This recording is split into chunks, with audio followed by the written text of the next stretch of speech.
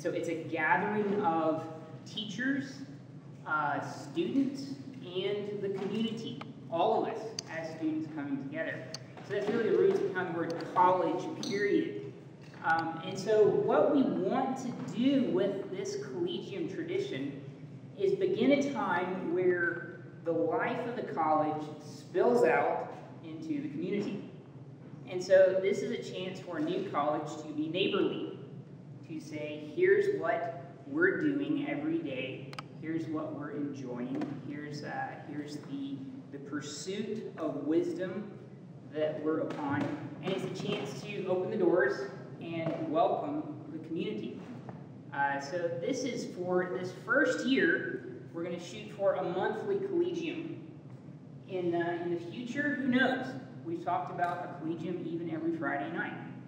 So this would be something that is, again, open to the public. Eventually, hopefully, we'll have a list that will be posted around town with speakers. And the topics are intentionally going to be stimulating. They won't always necessarily even be friendly. We may bring in some folks who would graciously represent worldviews that are outside of our own, and give a chance to present to us where they're coming from.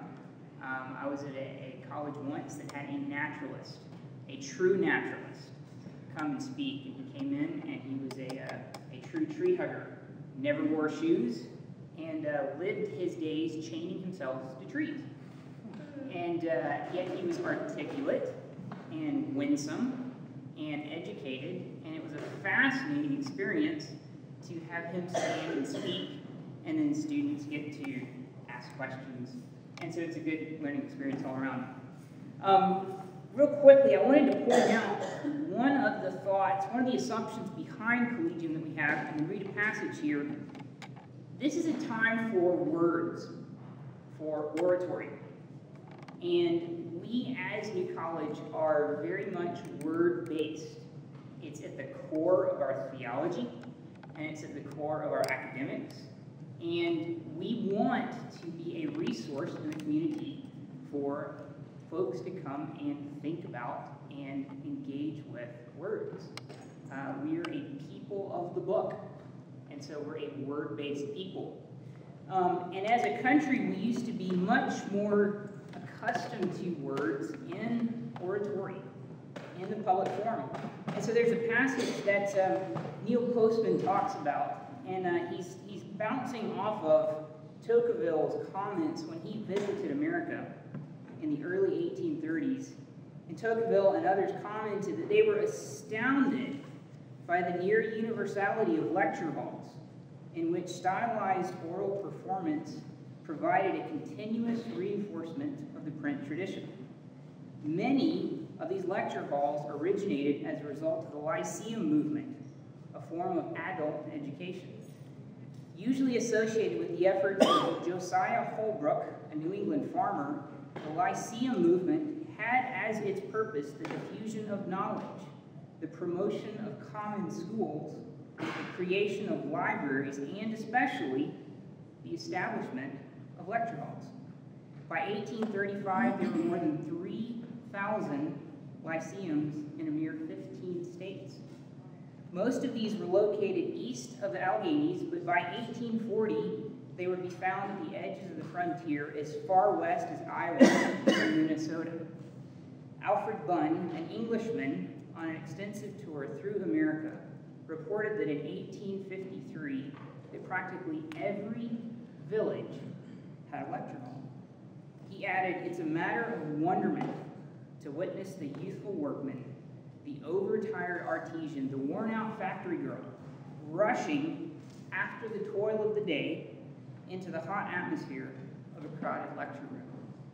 Bunn's countryman Johnson attended lectures at this time at the Smithsonian Institute and, quote, found the lecture halls jammed to capacity with audiences of 12 to 1,500 people. All this for a feast of words.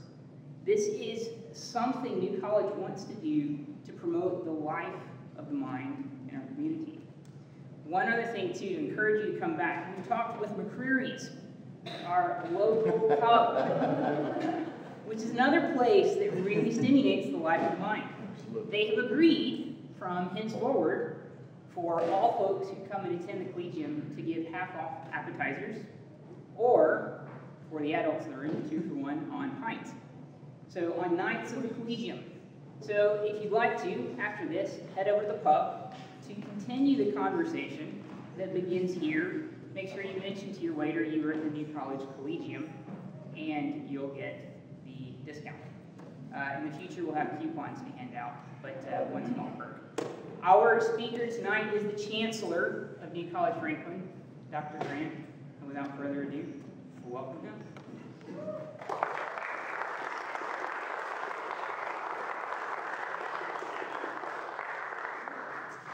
Well, good evening.